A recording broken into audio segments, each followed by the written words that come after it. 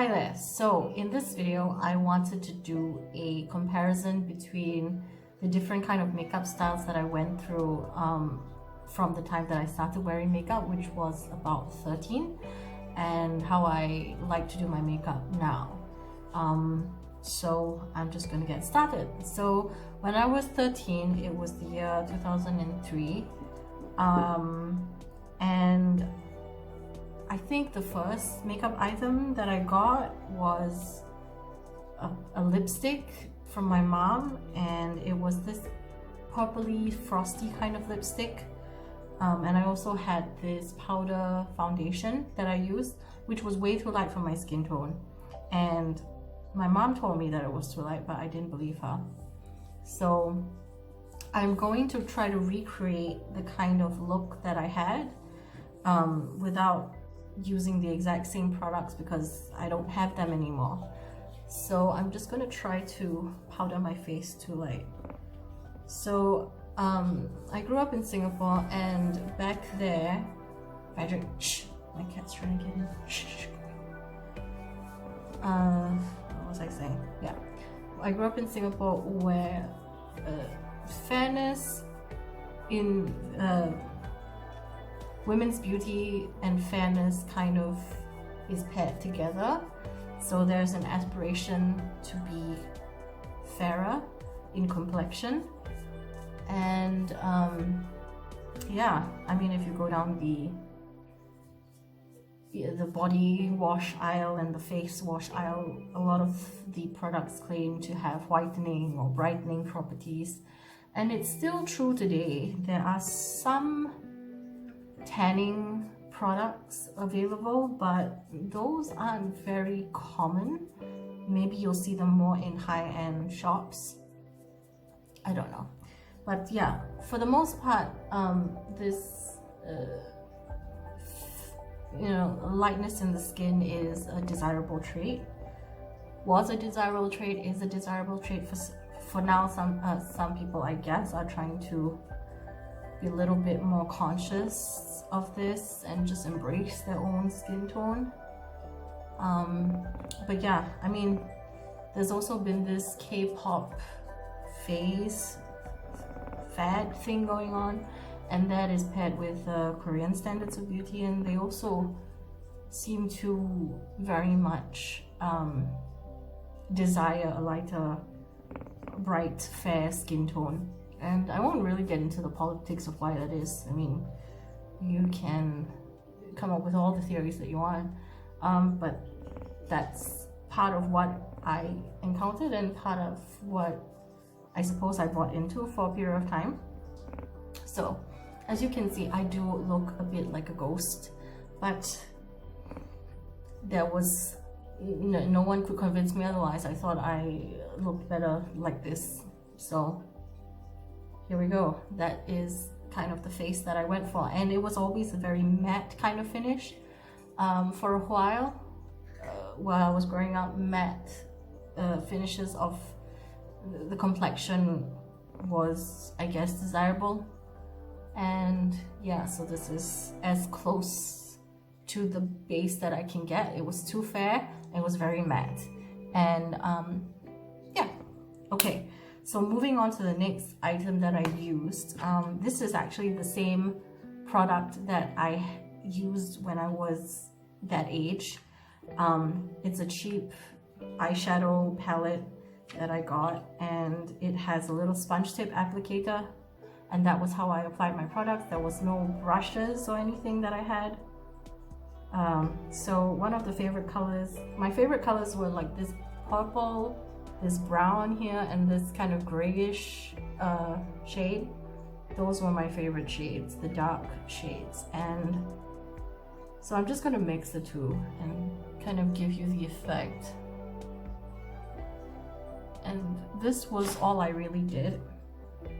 I would put it in my on my double lid, and back then my double lid kind of didn't remain symmetrical. Some days I would wake up and it was, this eye double lid was smaller than this double lid. And I used to hate that about my eyes, like, and I didn't know how to correct it so that it would just stay like the same. And when I was older, I think I came across this double eyelid tape, and I tried to wear it for a while to kind of like correct it so that it would at least be symmetrical. So it was always this eye that was either getting too small or too big in the double lid area, and it just made me look asymmetrical. So the double lid tape was what I used to correct this eye. And as I grew, it kind of corrected itself. I don't know if it had anything to do with the double lid tape, or it was because, I don't know, my hormones or something settled down. Yeah, so, and I stopped growing or something. So that was pretty much the kind of look that I did. And this was also the same sequence. I would put on the powder foundation and I would do the eyes. And then lastly, the lips. And that was all. I didn't do my brows. I didn't. I don't know why I didn't, but I just didn't.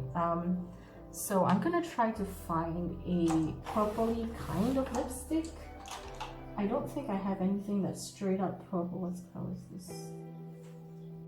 Okay, I had to lay a whole bunch of products on this.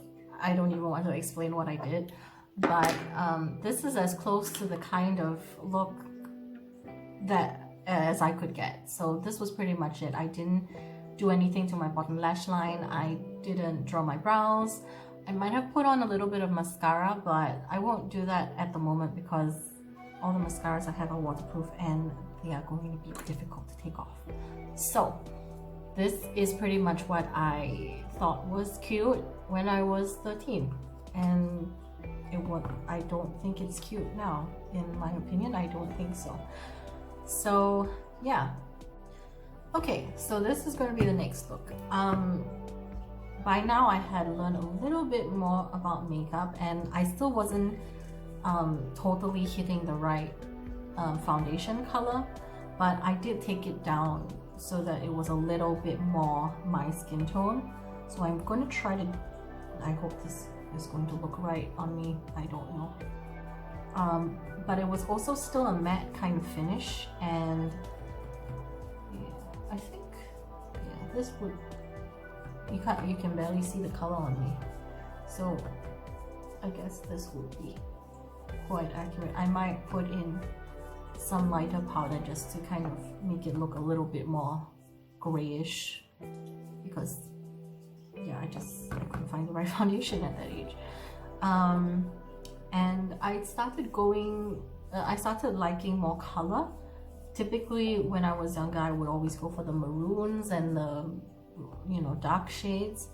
But when I hit 16, I started liking to use green eyeshadow, purple eyeshadow, sometimes even blue, but mostly green and purples. Those are my favorites, and they are still my favorite tones. So let's, I think, yeah.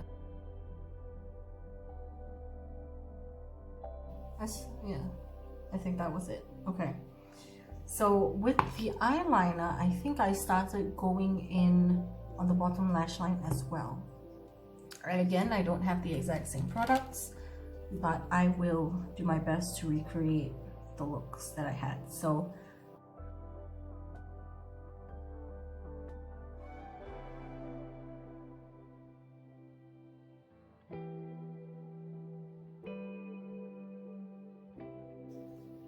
and this is about the time when I started wearing contact lenses because I didn't like the way I looked with glasses. Prior to this, I never felt like I was pretty at all. I always thought I looked quite, to be fair, ugly. Like, I didn't like the way I looked. I thought I was ugly. I thought I would never ever have a boyfriend. Thought no one would ever like me. And yeah, I just had really bad self-esteem in terms of my physical image.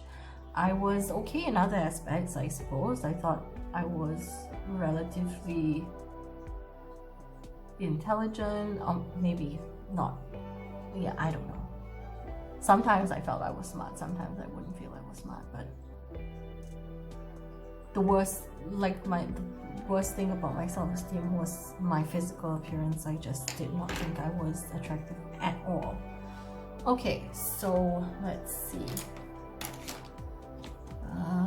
And then I found makeup and I was like, oh, this could make me look a little bit better. And okay, at this point it looks like I have very dark eyeshadow on. Let's see if I can brighten it up so that it looks a little bit more green, which was kind of more the tone that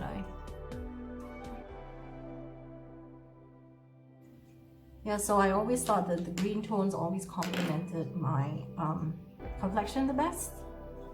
So I started doing brows, and they were thin brows. They weren't very thick brows. And I would also take them quite long. I would make them quite long. And it was later on that I realized that they were too long. When a young child from I was volunteering at this place for kids from troubled backgrounds or troubled homes, and there was this young girl there, and she started commenting on how long my eyebrows were, and that's when I started making them a bit shorter, because I don't think I've ever heard anyone tell me that before, and like she was totally candid with it.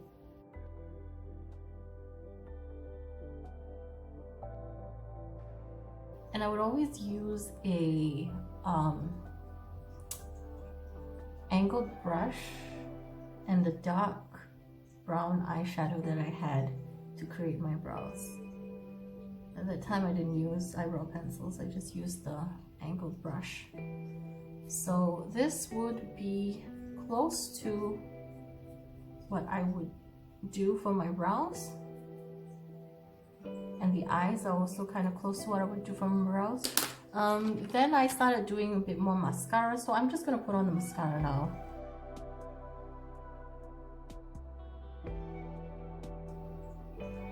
I think I just tried to get them as curly as possible, but like holding them there for a really long time. But the formulas of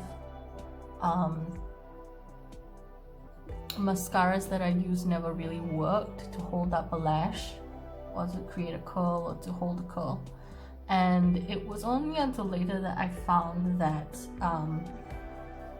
a certain brand, might as well just say it, Maybelline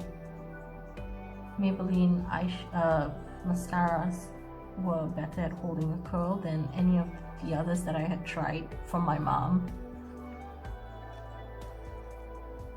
So I started using Maybelline, and then I found this particular brand, which is a Japanese brand, Heroin Make Volume and Curl Mascara. This is the one that actually would hold a curl. Of course, I would have to curl my lashes to be able to get the curl in the first place, which I didn't do at that point, I don't think. So this is just pretty much what I ended up with in terms of the eyes. And I would also use a blush, which was pink and a bit sparkly. Let me see, I have something quite similar to that.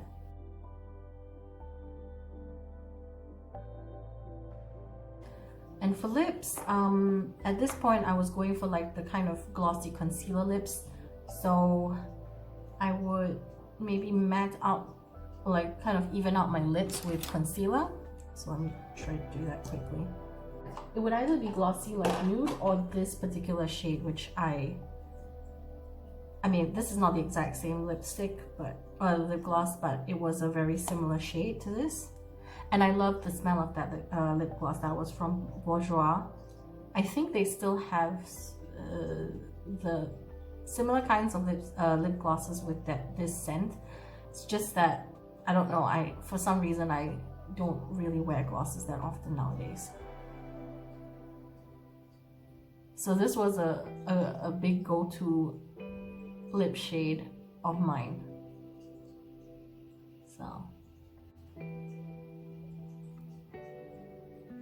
the kind of green with coral look, a little bit tacky in my opinion nowadays, but when I was younger, this is what I liked. So this is the completed look for maybe 16-ish, and that was back in 2006.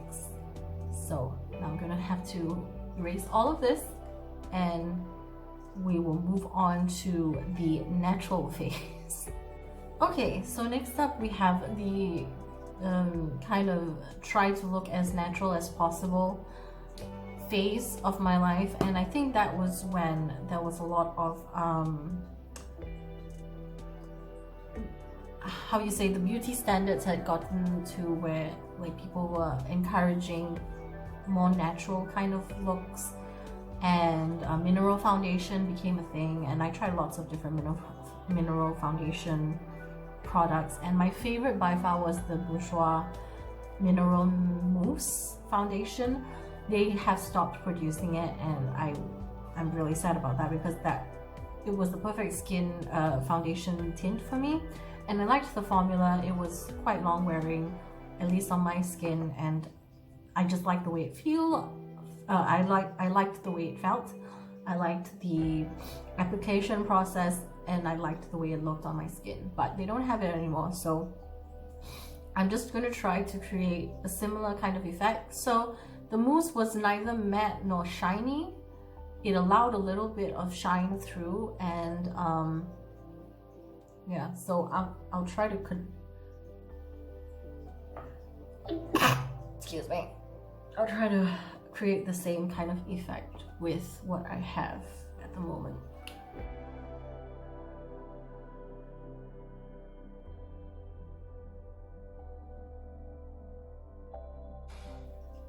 So at that time I had started wearing contact lenses, like every time I went out, because I didn't want to wear my glasses.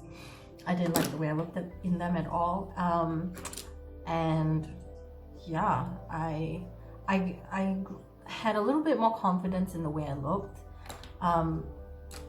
because I felt like, okay, I've lost the glasses, I don't look that geeky anymore, and I have some makeup skills with me. I can create a little bit more of a, I don't know, aesthetically pleasing face, I don't know. So that was when I started feeling a little bit more confident about my appearance. Okay, so I think I did a similar brow at that point. It was also kind of thin, but I think it got a little thicker. I'm just gonna try to draw like a similar brow.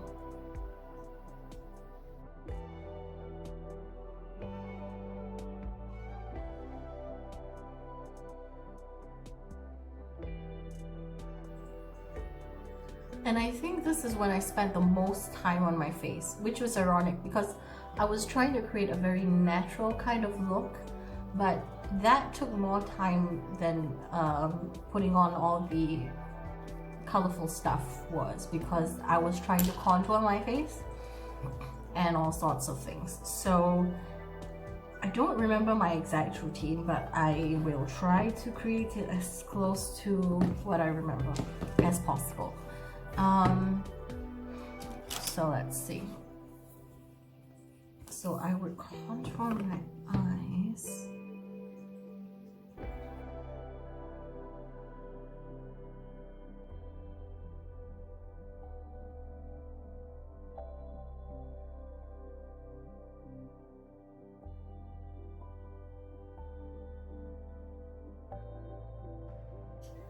I think I even tried that trick with creating like an effect as if your lashes are heavy by like kind of like drawing. Oh, I can't remember exactly how I did it, but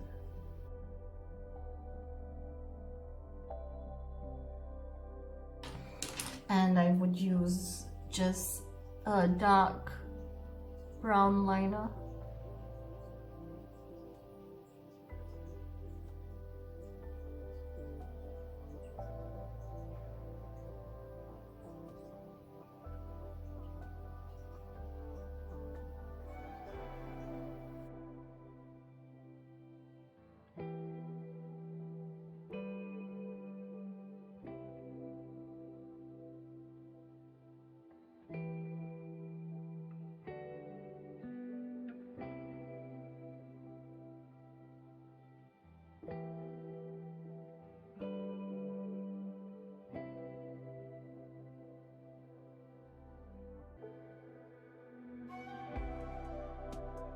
And then I would also contour my nose a little bit. Oh, everything's falling. Let's see, I need a thinner brush. Okay, I think this one will work for the contouring. So I will contour my nose so that it wouldn't look so large on the bottom.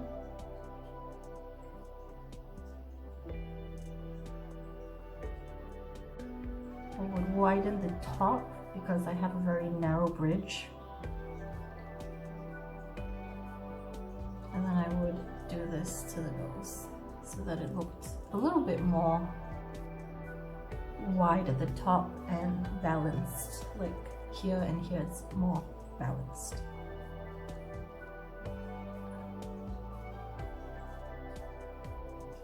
I think that's a good job.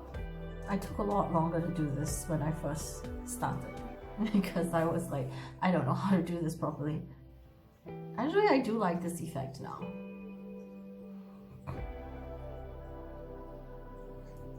Huh, okay, so that's what I did. And then I would contour my cheekbones. Let's see.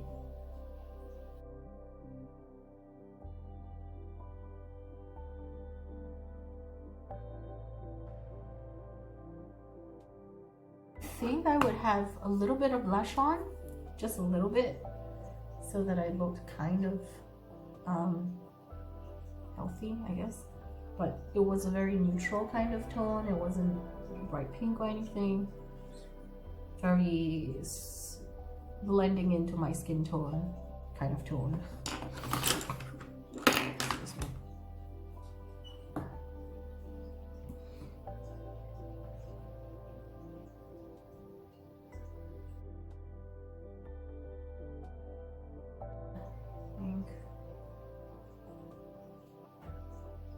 This, as you can see, this is taking a lot longer than what I used to do because those steps in the beginning is, you don't bother with the contour, you don't even know what a contour is, at least I didn't. And yeah, and for the lips I would do a very neutral kind of lip. It wouldn't be matte, but oh sorry, I meant kind of like pinky flesh tone kind of lip.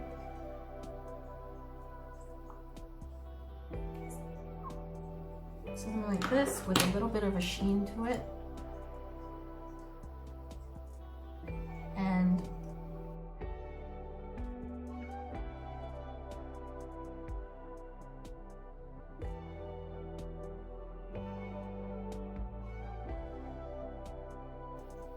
And I used to do all sorts of weird things to try to get my lashes to curl. I would heat up the eyelash curler with a hairdryer, and sometimes it was too hot and I would kind of like burn my eyelids. It's so ridiculous. But it worked. It really did help the lashes like go up quite a bit. Okay, so then I would put mascara on, but I don't want to bother with that now. So this would be kind of like my makeup look when I was about 18, and yeah, this was when I felt a little bit more confident about myself, felt a little bit like I had more skills in terms of making myself look good, and yeah, I enjoyed doing this a lot. Okay, so I've pretty much just taken off the contour of my lids and I've left everything else because I think at this point I was adding what I already knew about the contouring and stuff and just adding some color to it because I actually do love color a lot. And at that time I was trying out like crazy color combinations, very, very bright, very, very in your face. And my favorite was this Barney look. I mean, I think one of my teachers had commented on like, oh, that looks like a Barney kind of look. I don't have the exact same shades now, but I will try to create something purpley and green to kind of remind myself of that time. So Here we go.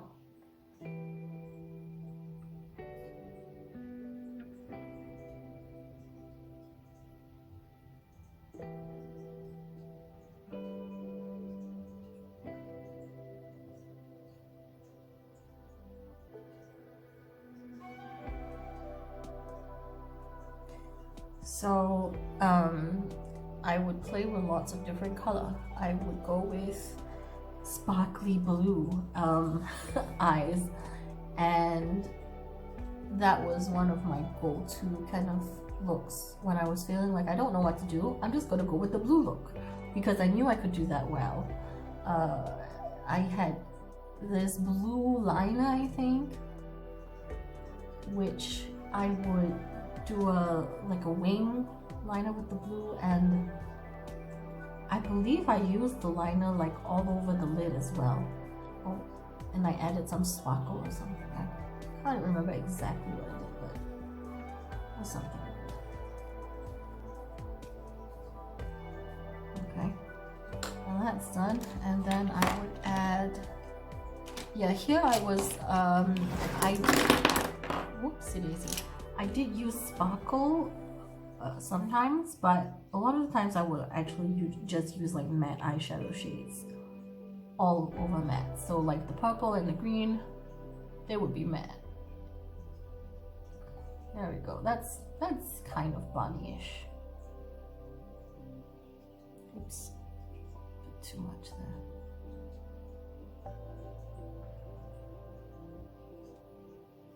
So here, this is the phase where I felt like most creative, I guess, because I was always thinking of colorful eyeshadow looks to wear.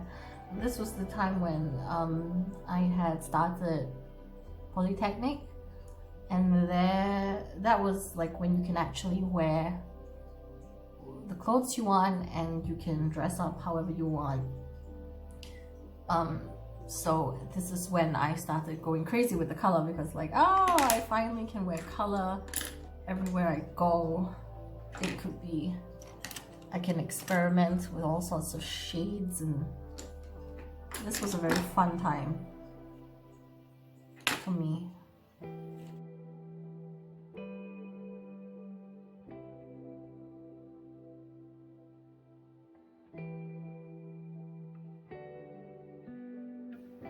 And at this point, I think there was this highlighting thing where on YouTube, I mean, this was the time when, makeup tutorials on YouTube were becoming a thing.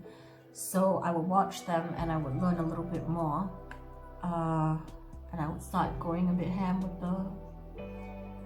with the highlighter on the brow bone. And actually, I don't think I did it in the inner corner. I think it was mostly the brow bone and down my nose. And on the cheekbones, I think. I'm roughly doing things here because I don't remember exactly, but yeah, this is, I think, what I did most of the time. Just like on the cheekbones, the brow bone, and down the nose. There we go. And I had like crazy colors on my eyes. The lips, I think I went a bit more neutral with it, especially when I had the crazy, not the crazy eyes, but the colorful eyes going on for me. So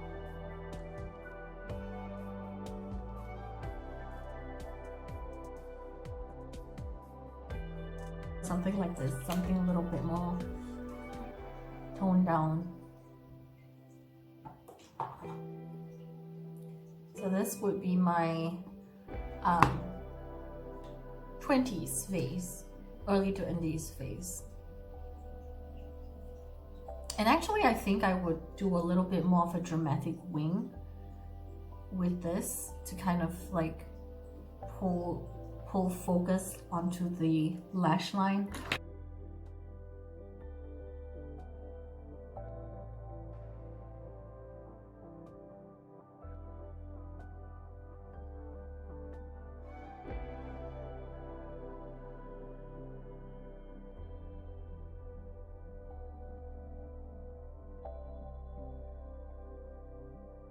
So yeah, this was pretty much the look of my 20s, so that would be 2010. All right. Okay, so now we're here with most of the makeup removed. I kind of left the foundation a bit because I pretty much would use similar kind of foundation shade anyway.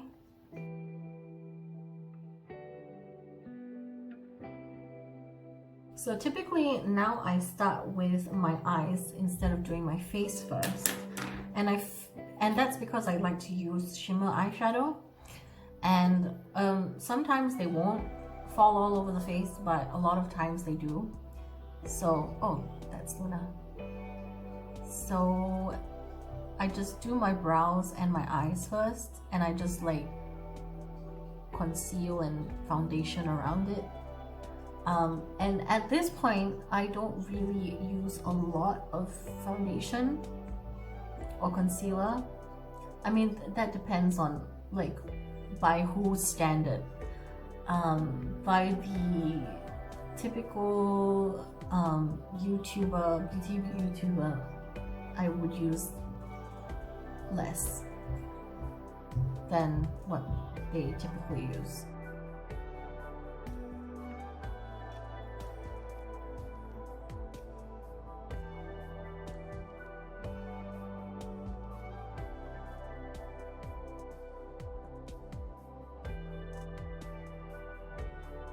Basically. And I remember watching some videos on like soap eyebrows, using soap to build up the brow, and it looked really good on them, and the eyebrow hairs that they would draw on looked very precise, but I thought that's just gonna be too much effort for me. Yeah, that's just too much effort for me. So I guess it just depends on what your aesthetic is and like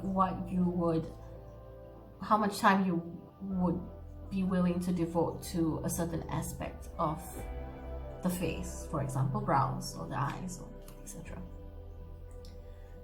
So now when I start my routine, I always use an eyeshadow primer, and it's not as if like the eyeshadows wouldn't do its job like without the primer. It's just that I find there's no creasing, and with my double lids, from when I started trying on makeup, trying on eyeshadows and stuff like that, it would always crease until I started using eyeshadow primer. So this is why I use it now, so that it doesn't crease throughout the day. Yeah.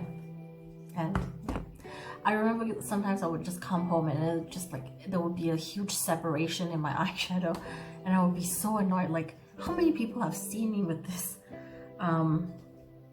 Yeah, I don't know, probably lots.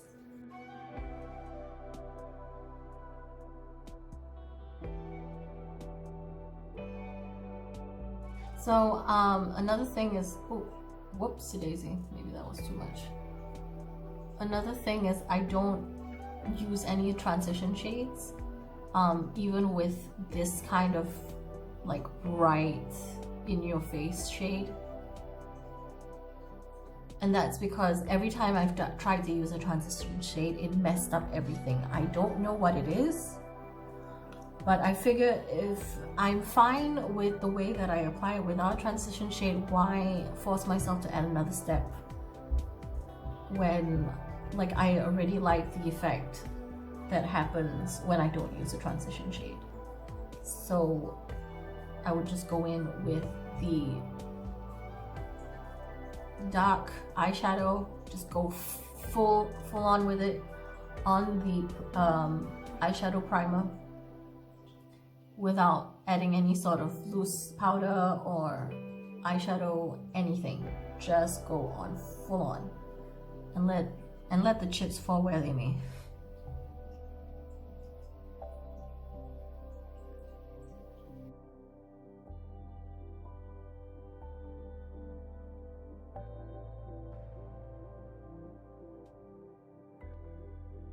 I usually will spray my brush, but this particular eyeshadow is quite good, and this particular brush does wonders for picking up shimmer shades and packing them on really nicely, really, you know, saturated. This is the Zoeva 237 brush.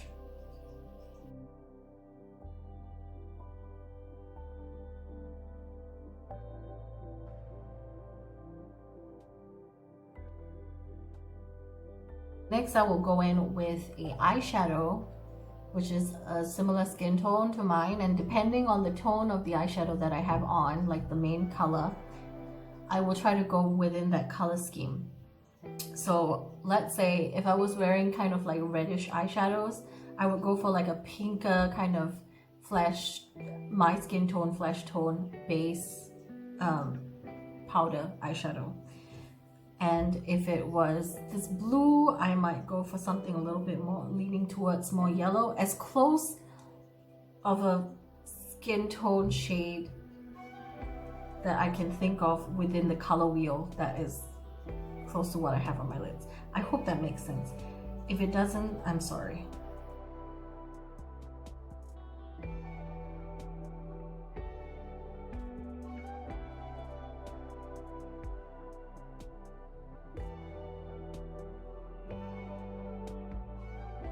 With trickier shades like this blue, sometimes I will have to go back and forth with the shadow color from between blending, just to refine things.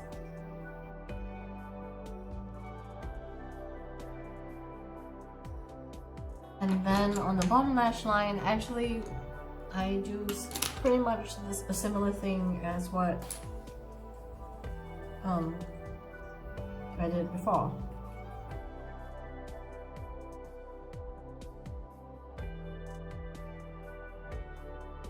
Try a different shade of inner corner highlight that's kind of complementary, but not entirely the same. There we go. And let's see, I will also use and just do that in the tear duct area-ish. Oopsie, I think I went too far with that one. Yeah, okay. And then maybe I would line my lash line.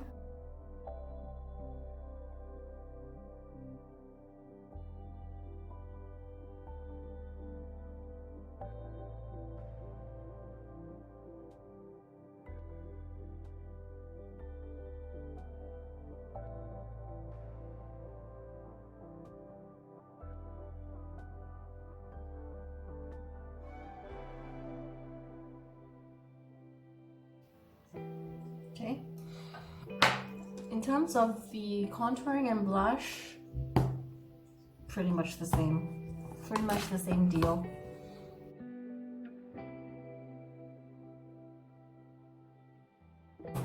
I would kind of try to color correct my under eyes using powder instead of using a concealer or a cream-based product.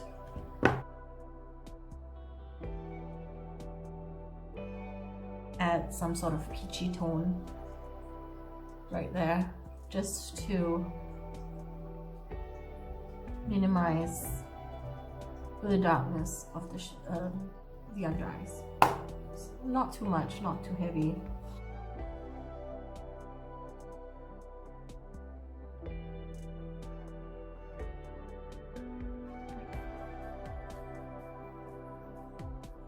This is one of my go-to shades, Reliable from the Balm.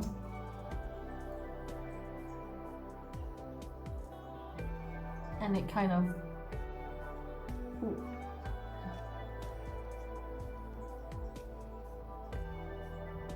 it just kind of pulls everything together usually, because it's just a tiny bit darker than my natural lip.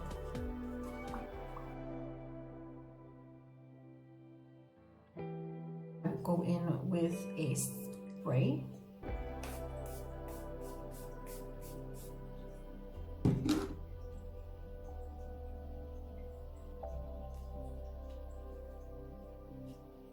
Oopsie daisy. And yeah, that's pretty much it. But I typically like to do a matte shade and a shimmer shade in the inner corner.